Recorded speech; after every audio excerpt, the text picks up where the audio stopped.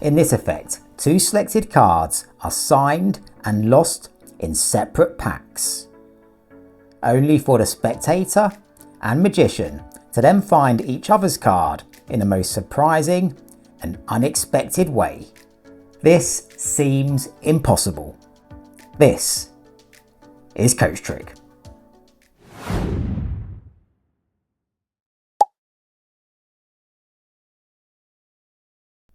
Today's effect is an absolute showstopper.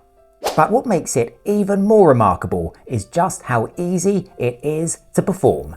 It doesn't contain any difficult moves and is suitable for magicians of all skill levels. As ever, be sure to watch until the end to find out how learning magic can translate into real life benefits beyond just the tricks. Okay, let's jump into it. Grab a deck and let's go.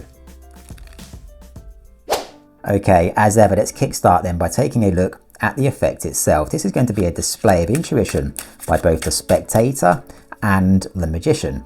And the first thing you're going to do is just ask the spectator to cut the deck into about 2, so they can make a cut just like so.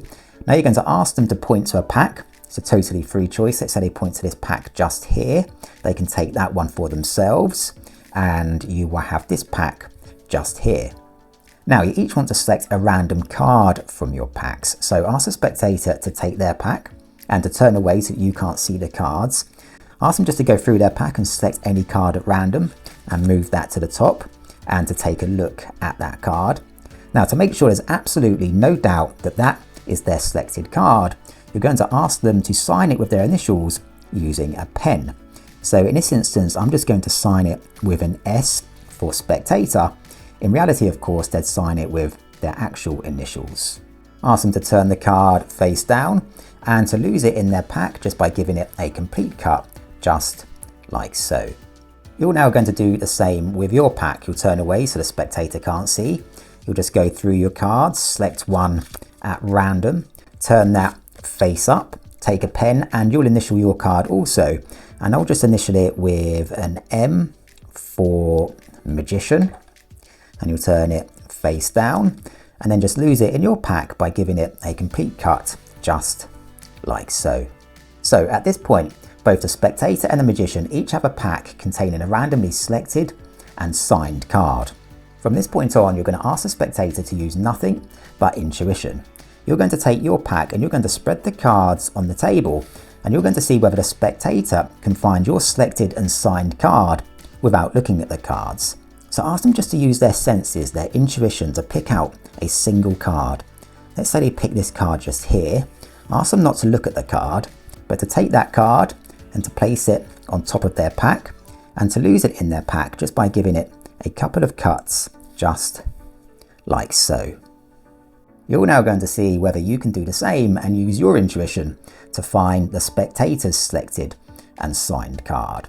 So the spectator will just spread their cards on the table, and using your senses, you're just going to see if you can sense one card, maybe down here, maybe just this card. I think this one. So you'll just remove the card like so, and you'll take that card and place it on top of your pack and then lose it in your pack with just a couple of cuts, just like so. At this point, let's just recap what's happened. The deck was randomly divided into 2, and both the spectator and the magician each selected, signed and returned a card to their packs. They have now each removed a card from the other person's pack and placed it into their own. The question is whether they've successfully managed to find the selected and signed cards. For the first time now, you can ask the spectator to reveal the value of their selected card. It was, of course, the 6 of diamonds. Now you can take your pack and spread the cards face up on the table, and we can take a look through the cards, and we can see that there is indeed a 6 of diamonds. And not only that, but a 6 of diamonds just happens to be the only signed card in the pack. The card initialed by the spectator. So the magician's intuition seems absolutely spot on. Now it's time to check the spectators. You can now reveal the value of your selected card, which was the Ace of Hearts. The The spectator can now spread their cards face up on the table. They can take a look through their cards and they will see that it does indeed contain an ace of hearts.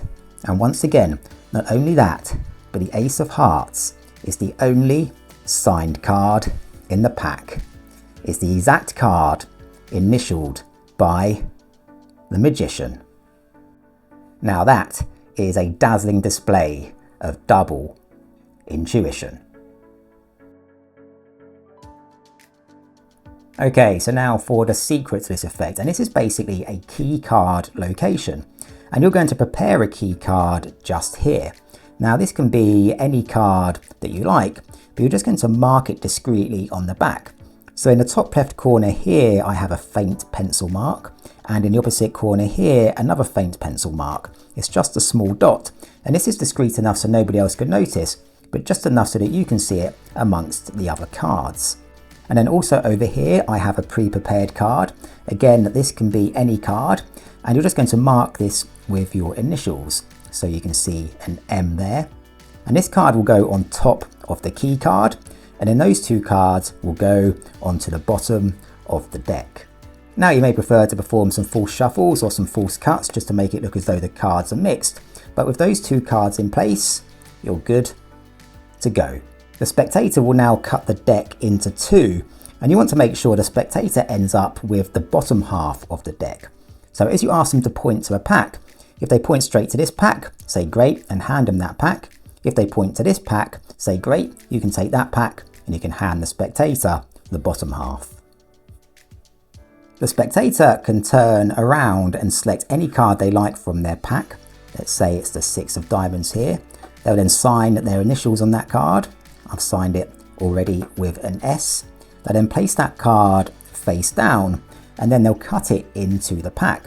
And as they complete the cut, that's going to place your key card directly on top of their selected and signed card. You're now going to pretend to do the same with your pack over here. But as you turn away, you're just going to select any card and you're just going to pretend to sign your card. You're not going to write anything on it. You'll just pretend like so, and then you'll turn that card face down and you'll lose that with a complete cut like so, and that actual card is totally irrelevant. You'll now ask the spectator to use their senses to select a card from your pack, and it really can select any card, just make sure they don't look at it. They'll remove that card, then ask them to place that card on top of their pack and then cut it in with 1 or 2 cuts. I prefer to use a couple of cuts, because if the first cut separates your key card from their selected card, then the second cut will place them back together. The spectator will then spread their cards and you're going to use your senses to remove a card. Now here's where you're going to look for your key card. So we can see just here, there's a card with a faint pencil dot in the top left-hand corner. So I know that's my key card. So I know the spectator's card is the card directly to the left of my key card just here. So that's the card I'm going to remove. And you'll take that card, which you know to be the spectator's selected and signed card, place that onto your pack, and you'll just cut it into your pack with a couple of cuts, just like so. At this point, the spectator's pack will contain your signed card, and your pack will contain the spectator's signed card. And all that's left to do now is to reveal those cards. This is a great trick. Go out there, practice it, perform it, and of course, above all else, have fun. Remember, magic is not just about performing feats that astonish. Learning magic can help you to think outside the box, solve problems, and approach situations with a fresh perspective. So no matter what your goals, keep on nurturing that creative spark and let it guide you to achieve the extraordinary. Thanks for joining me today. Until next time, keep the magic alive and take care.